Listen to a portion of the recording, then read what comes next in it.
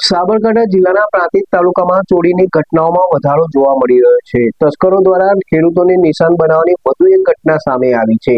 પ્રાંતિજ તાલુકાના વડવાસા ગામની સીમમાં આવેલા બે ખેતરોમાં બોરવેલ પર લાગેલા અંદાજે 12,000 કિંમતના ઇલેક્ટ્રોનિક કેબલ અજાણ્યા ચોર ઇસમો ચોરી જતા ખેડૂતોમાં ચિંતા વ્યાપી છે। પ્રાંતિજ તાલુકાના વડવાસા ગામની સીમમાં આવેલા બે ખેતરોમાંથી બોરવેલ પર લગાવેલી અંદાજે ₹12,000 કિંમતની ઇલેક્ટ્રિક કેબલ અજાણ્યા ચોર ઇસમો ચોરી જતા ખેડૂતોમાં ચિંતા વ્યાપી છે। વડવાસા ગામની સીમમાં આવેલ હસમુખભાઈ શિવાભાઈ પટેલ તથા વિનુભાઈ પટેલના ખેતરમાં બોરવેલ પર લગાવેલી કેબલ રાત્રિના સમયે કોઈ અજાણ્યા તસ્કરો ચોરી કરી ગયા હતા। ખેડૂતો દ્વારા પ્રાંતિજ પોલીસમાં ફરિયાદ નોંધાવવામાં આવી। પોલીસે ગુનો નોંધી તપાસ હાથ ધરી છે। સ્થાનિક લોકોએ રાત્રિ દરમિયાન પોલીસ પેટ્રોલિંગ વધારવા તેમજ કેબલ ચોરી કરનાર સામે કાર્યવાહી કરવાની માંગ કરી છે।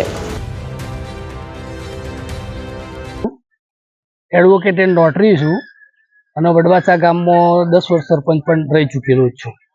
ગઈ રાત્રિએ મારા પોતાના બોર કૂવા ઉપર અંદાજિત 60 ફૂટ જેટલો કેબલ ચોરી થયેલ છે। તેમજ મારા સિવાય પણ વડવાસા ગામના ભરતભાઈ શિવાભાઈ ને રમેશભાઈ છગનભાઈ એમનો બોર કૂવો પણ રામદેવપીર મંદિરને અડીને આવેલ છે। એમનો પણ કેબલ કપાણો છે, જે અંદાજિત 60 ફૂટ જેટલો કેબલ કપાણો છે। આ જે ચોર ગેંગ છે એ વડવાસા ઉપરાંત કરોલમાં પણ ચોરી થયેલી છે, તાજપુર ગામમાં થયેલી છે, બોરિયા ગામમાં થયેલી છે, કતપુર ગામમાં થયેલી છે। એટલે આજુબાજુના જે ગામડાઓમાં પણ ચોરી થયેલ છે। અને આ અગાઉ એક મહિના અગાઉ વડવાસા ગામના સોમાભાઈ નાથાભાઈ નો બોર આવેલ છે, એ બોર કૂવાનું હેન્ડલિંગ કરે છે કલ્પેશભાઈ મણિભાઈ।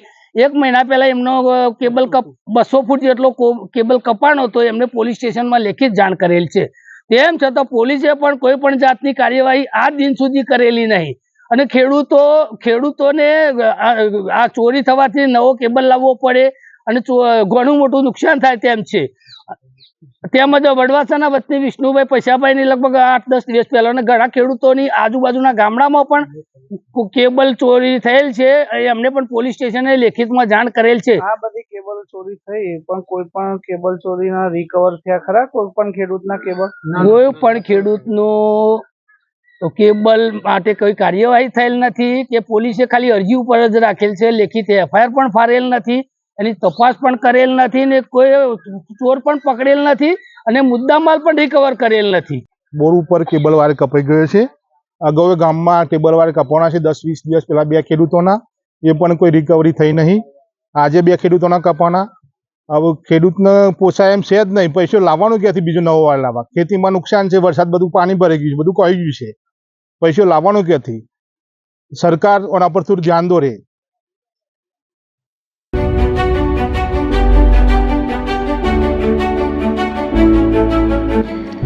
છાસવાલા આવી ગયા છે હવે પ્રાંતિજમાં। પ્રાંતિજ તથા તાલુકાના લોકોને હવે અમદાવાદ, ગાંધીનગર કે પછી હિંમતનગર સુધી લાંબા નહીં થવું પડે।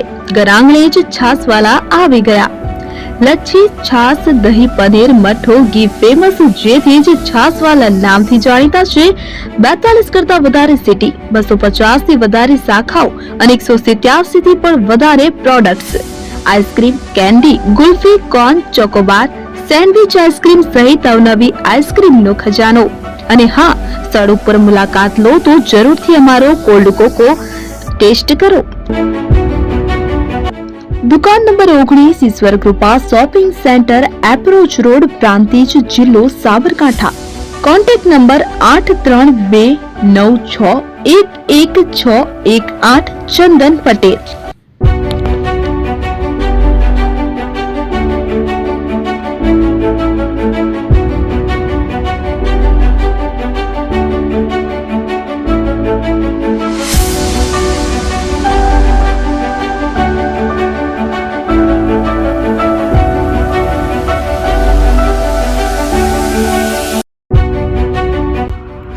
એપી જ્વેલર્સ સાબરકાંઠા અરવલ્લી જિલ્લાનો વિશાળ એકમાત્ર શોરૂમ પ્રાંતિજ ખાતે આવેલ છે। હવે સોના ચાંદીના શોખીનોને અમદાવાદ, બરોડા, સુરત કે મુંબઈ સુધી લાંબા નહીં થવું પડે। ઘર આંગણે જ વિશાળ showroom. Gold, silver, antique, diamond ખરીદવા માટે વિશ્વાસપાત્ર શોરૂમ એટલે એપી જ્વેલર્સ। સુવર્ણ દીપોત્સવ તથા 60 વર્ષની ઉજવણી નિમિત્તે દાગીનાની ગળામણ પર ભારી છૂટ. જૂના અને જાણીતા છેલ્લા 60 વર્ષથી પેઢી કાર્યરત હવે નવા રંગમાં અદ્યતન શોરૂમ એટલે એપી જ્વેલર્સ. સોના ચાંદીની વધારે અવનવી વેરાયટીઓ ડિઝાઇન હાજર સ્ટોકમાં એકમાત્ર એપી જ્વેલર્સમાં જ જોવા મળશે. મંગળસૂત્ર, બ્રેસલેટ, બંગડી, એન્ટિક સેટ, પાટલા, વીટી સહિતની અવનવી હાજર ડિઝાઇન સાથે સેટ તથા ઓર્ડર ઉપર બનાવી આપવામાં આવશે. તો આજે જ એપી જ્વેલર્સ શોરૂમની મુલાકાત લો અને મનગમતા દાગીના ખરીદો. વડીલો તથા વિકલાંગો માટે લિફ્ટની સુવિધા તો ખરી જ. લગ્નના ઓર્ડર માટે સ્પેશિયલ રૂમની સુવિધા. સ્થળ સોનીવાડા નાકા, નવા બજાર, પ્રાંતિજ, જિલ્લા સાબરકાંઠા. Mobile number 9903 04400. હિરેનભાઈ સોની.